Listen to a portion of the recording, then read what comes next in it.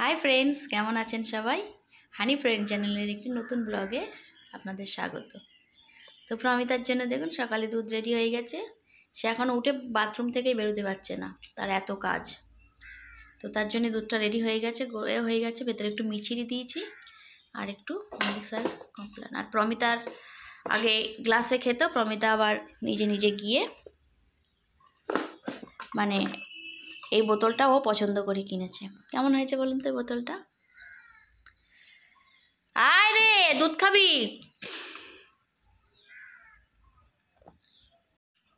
তো দেখুন বন্ধুরা, প্রমিতা এসে গেছে তার বাথরুম থেকে, বেরিয়ে এসছে। কি করছিলি বাথরুমে?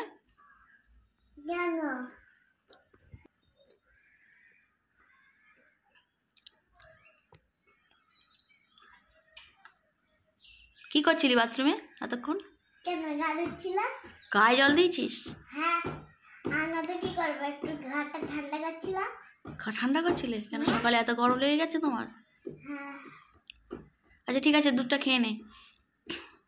খেয়ে নিয়ে কিছু এগুলো প্র্যাকটিস করতে হবে একটু। মার্চে কিন্তু পরীক্ষা আছে বাবা তোমার। হবে পড়াশোনা একটু, নাকি বদমাইশি হবে দুধ খাওয়ার পরে? বল না রে, কি হবে রে দুধ খাওয়ার পরে? আমি তো খেলতে যেতে দেবো না আজকে নিচে আমি, যদি একটু পড়াশোনা না করো। আর তো আগে থেকে পড়াশোনা লেখা আছে। ওইটুকু পড়াশোনা করলে হয় না, ওটা তো শুধু একটুখানি ম্যাচ করে দিয়ে হয়ে গেল। একটু এগুলো প্র্যাকটিস করতে হবে তো, অক্ষরগুলোকে। করবো কোন একটা খাতায় লিখে দিলে আমি পুরো কমপ্লিট করে নেবো। আচ্ছা ঠিক আছে, তুমি তো প্রথমে দুধটাকে খেয়ে নাও, ঠিক আছে? স্লেটে চক দিয়ে কিছু লিখে দেবে, আমি ওটা করে দেবো। আচ্ছা, সিলেটের চকে প্র্যাকটিস করবা? আচ্ছা, খুব ভালো কথা তো। ঠিক আছে, নাও তাহলে তুমি দুধটা খেয়ে নাও।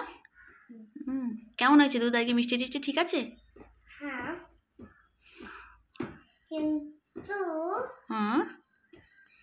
একটু সাথে কমপ্লেন, তারপরে একটু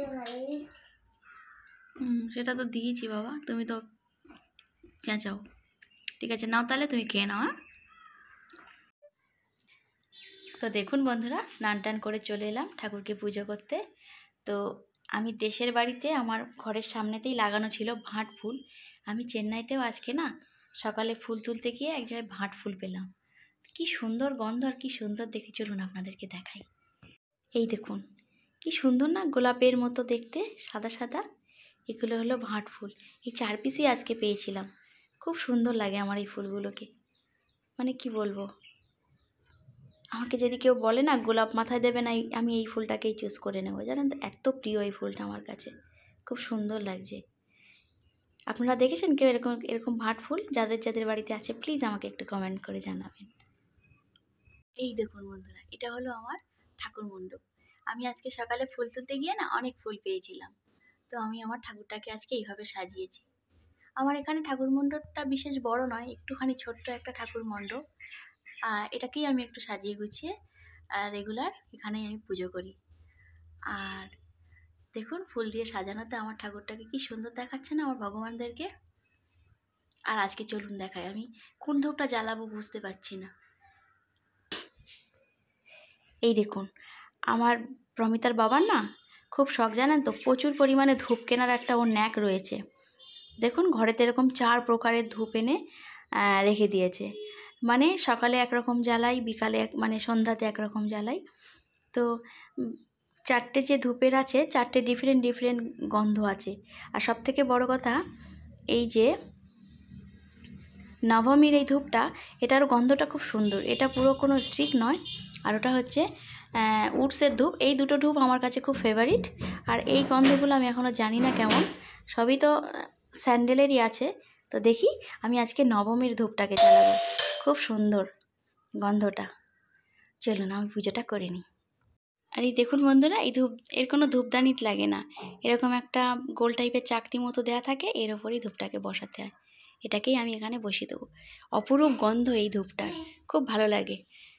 ঘরটা যেন খুব সুন্দর ফ্রেশ হয়ে যায়। চলুন তাহলে আমি আমার পুজোটাকে শেষ করে নিই। দেখুন আমি আমার প্রদীপটাকেও জ্বলছে। এটাই আমার ছোট্ট ঠাকুর মণ্ডপ। তো বন্ধুরা চলে এলাম এবার রান্নাঘরে, রান্নাটা করে নেব। তো আজকে রান্নাটা কি করছি চলুন আপনাদের দেখাই। এখানে নিয়েছি একটু বেগুন কেটে নিয়েছি, আলু, পেঁয়াজ, টমেটো, একটু মটরশুঁটি, আর আজকে রয়েছে এরকম ফ্রেশ সুন্দর সজনের ফুল। আমি এর আগের একদিন ভিডিও বানিয়েছিলাম সজনের ফুল একদম নুন হলুদ দিয়ে, মোটামুটি সেই ভিডিওটাতে আপনাদের থেকে অনেক ভালোবাসা পেয়েছি। তো আজকের ভিডিওটাতে একটু সবজি দিয়ে আজকে একটু অন্যরকমভাবে বানাবো, চলুন দেখি। তো মানে আজকে একটু সবজি টবজি দিয়েই বানাবো। তো আজকে টেস্টটা কেমন হয় দেখি। আর সজনের ফুলটা যেহেতু এখন পাওয়া যাচ্ছে, যতদিন পাওয়া যায় ততদিন খেয়ে নেওয়া ভালো, কেননা সজনের ফুল খেলে নাকি অনেক ধরনের বসন্তর যেসব সমস্যাগুলো রয়েছে সেগুলো নাকি আর হয় না। তো চলুন আমরা তাহলে সজনের ফুলটাকে আজকে রান্না করি। তো দেখুন বন্ধুরা, প্রথমে একটু বড়ি ভেজে নিই। একটু বড়ি দিলে টেস্টটা খুব সুন্দর লাগে। আগের দিনকেও আমি রান্না করেছিলাম, সেখানে আমি বড়ি ব্যবহার করেছিলাম। আজকে একটু বড়িগুলো হালকা ভেজে নিয়ে তুলে নেব।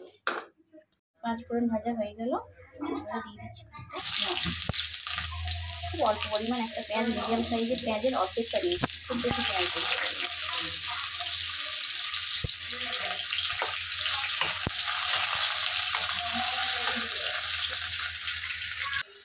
এবারে টমেটো দিয়ে দিচ্ছি।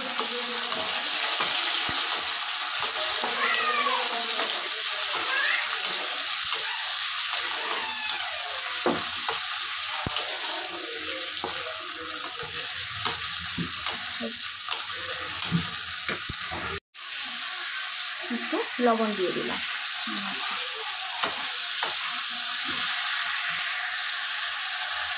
হলুদ দিয়ে দিলাম।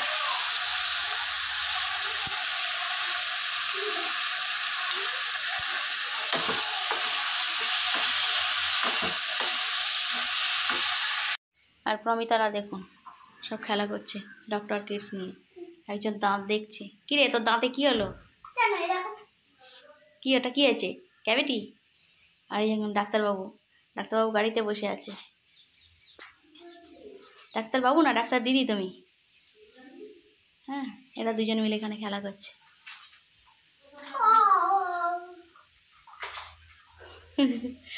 ভালো মজার এরা না?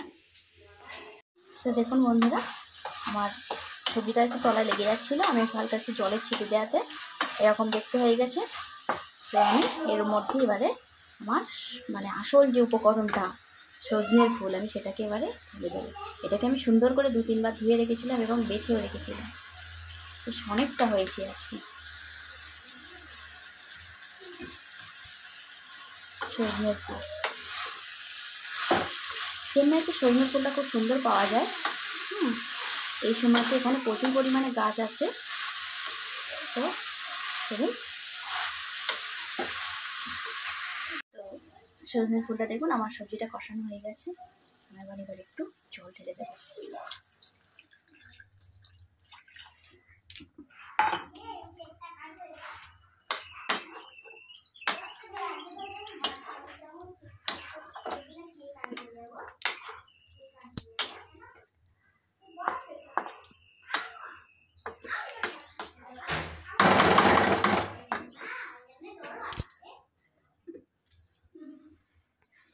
এবারে আলু বেগুনটা একটু সিদ্ধ হবে, তো একটু চাপা দিয়ে